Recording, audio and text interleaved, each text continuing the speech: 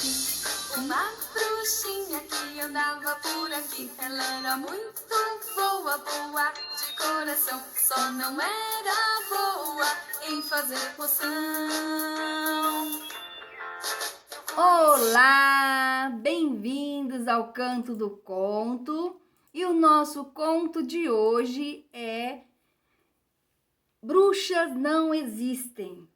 A crônica de Moacir Scliar usa a crendice popular para tratar de preconceitos e empatia. Então vamos lá.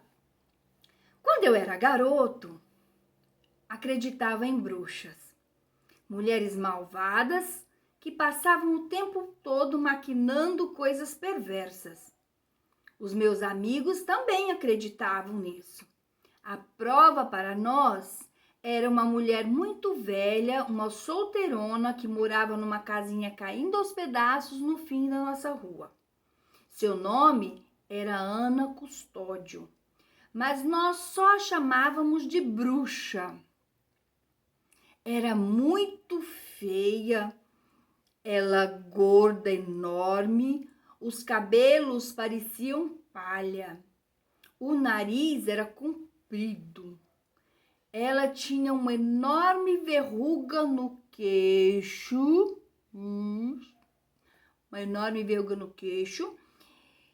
estava sempre falando sozinha. Nunca tínhamos entrado na casa, mas tínhamos a certeza de que se fizéssemos isso, nós a encontraríamos preparando venenos para num grande caldeirão. Nossa diversão predileta era incomodá-la. Volta e meia invadíamos o pequeno pátio para daí roubar frutas e quando por acaso a velha saía à rua para fazer compras no pequeno armazém ali perto, corríamos atrás dela gritando: bruxa, bruxa! Um dia encontramos no meio da rua um bode morto. A quem pertencera esse animal, nós não sabíamos. Mas logo descobrimos o que foi fazer com ele e jogá-lo na casa da bruxa. Olha só o que nós fizemos. Já sabíamos o que íamos fazer quando vimos o burro lá. Vamos jogar na casa da bruxa. O que seria fácil. Ao contrário do que sempre acontecia naquela manhã e talvez por esquecimento, ela deixara aberta a janela da frente. Sob comando do João Pedro, que era o nosso líder, levantamos o bicho, que era grande e pesava bastante. E com muito esforço, nós levantamos até a janela. Tentamos empurrá-lo para dentro, mas aí os chifres ficaram presos na cortina. Vamos logo, gritava o João Pedro, antes que a bruxa apareça. E ela apareceu. No momento exato em que finalmente conseguíamos introduzir o bode pela janela, a porta se abriu e ali estava ela, a bruxa, empunhando um cabo de vassoura, rindo. Saímos correndo. Eu, gordinho, era o último. Saímos na maior risadaiada. E então aconteceu. De repente, enfiei o pé num buraco e caí. De imediato senti uma dor terrível na perna e não tive dúvida. Estava quebrada. Gemendo, tentei me levantar, mas não consegui. E a bruxa caminhando com dificuldade, mas o cabo de vassoura na mão, aproximava-se. Àquela altura, a turma estava longe.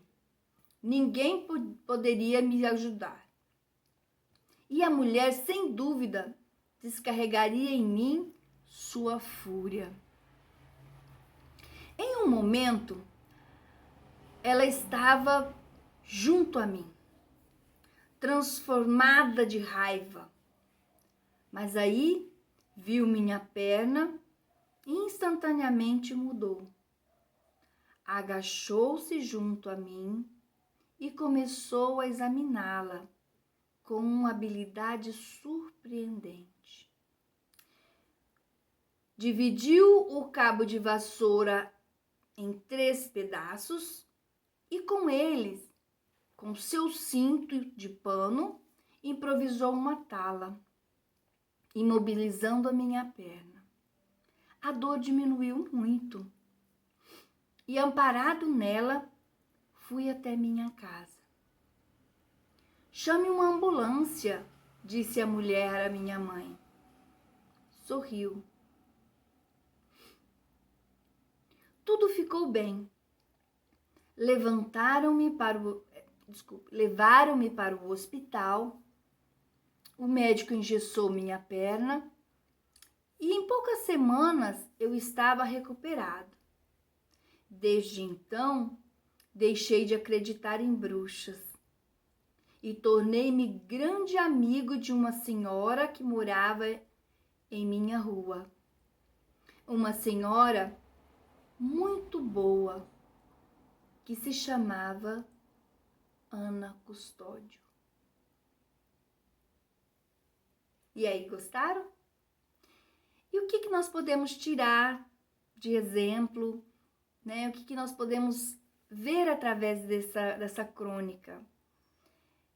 Que muitas vezes a gente julga as pessoas pelas roupas que elas vestem, a casa que elas vivem, pela maneira delas serem, mas a gente não conhece o interior, a gente não conhece aquilo que ela tem dentro do coração.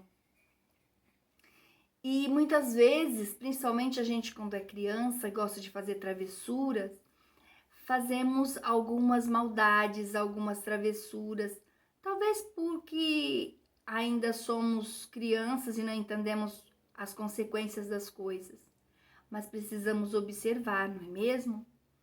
Que as pessoas podem ser diferentes daquilo que imaginamos e que é importante a gente não julgar, não machucar, não criticar e não fazer nenhuma maldade com as pessoas.